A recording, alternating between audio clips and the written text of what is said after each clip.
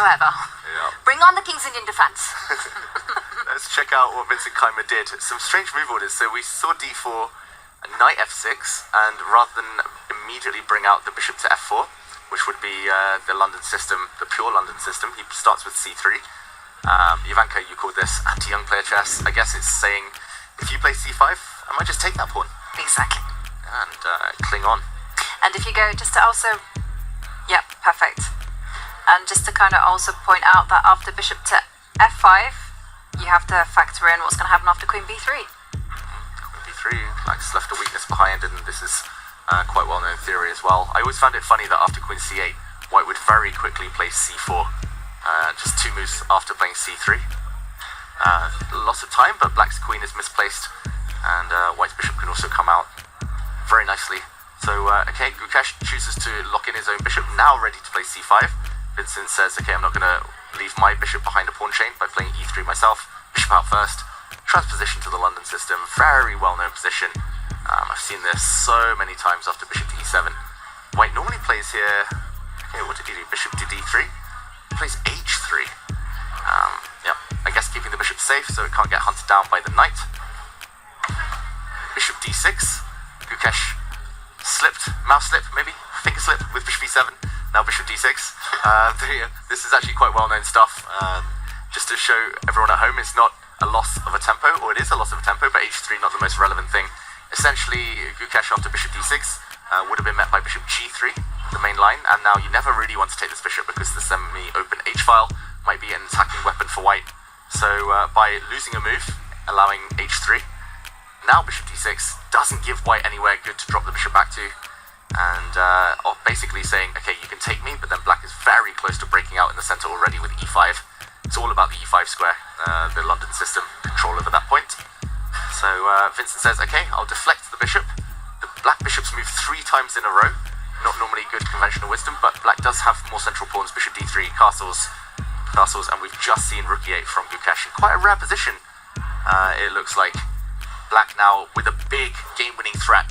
e5 would hit the White bishop, and Black would continue with e4 with a fork on 2 pieces. So Vincent needs to react here and now. It's the fight, right, as you mentioned, to get that e5 square under control, and that's exactly what Gukesh will do, even if it doesn't immediately, even if Vincent was to fight that threat, retreat with the bishop, retreat with the knight. I think we're going to see the expansion at the center. The most critical response in this position, as time is really of the essence, you don't want to give Black that space in the center, is start moving your own pawn forward. And it's a calculation game now, right? What happens after e4, e5? Because David, in these positions, if Black simply trades the center pawns, usually White ends up with very active pieces in the center. It's still material balance, you take everything, even if you get the queens on the board. It's just an incredibly pleasant endgame to play from the White side. Yeah, beautiful bishops, Ivanka. Yeah, completely. That's what I was going to say. Everything is going to hinge on the fact that the bishop on c8, there's no way out for it. So that's just simply going to be super unpleasant. No way going to allow this.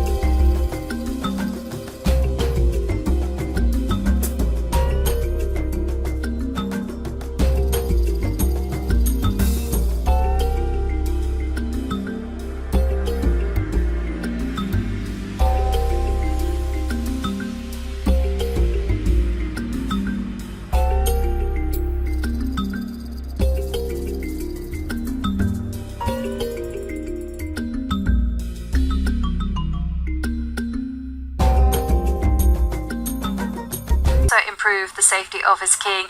And Gukesh there on the left. Look at the clock. Look how it is ticking down.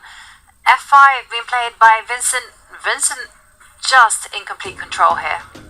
Vincent moving in for the kill. It's 4 pawns against 3 pawns. Gukesh's rook was actually almost trapped on that last go. That's the board on the left there. White's rook is moving in. White can pick up some pawns, a couple of checks. Vincent, that is the most beautiful dominant knight against a totally dormant bishop. That is going to be a fantastic win. If he can put the finishing touches on Vincent, all he needs is to get a second pawn or some kind of mating attack. So while Gukesh tries and clings on, here we go. It's going to be a double attack by Vincent Keymer on Black's bishop on the g-pawn. And 10 seconds left on the clock. Oh my gosh. And you could have an hour on the clock and it would not help if you're Gukesh right now. He falls back with the bishop, looking for those tricks right now. Meanwhile, right side, Magnus has pushed his pawn, now eyeing the queen to infiltrate. Alireza desperately trying to get his queen in to give some checks. Well, Magnus probably going to step up with the king to h4. White's king completely safe. Whereas Vincent Keymer picked up a pawn. Oh, this is a beautiful move there from Vincent. F6, locking out the black rook. That's enough to warrant resignation. Wow. Gukesh resigns his rook trap, 2 pawns. Keymer suddenly staking a claim, getting his first classical win of the event. And that was an incredible finish, an absolute masterclass by the German grandmaster, start to finish in control, finishing things off in style as the two players analyze.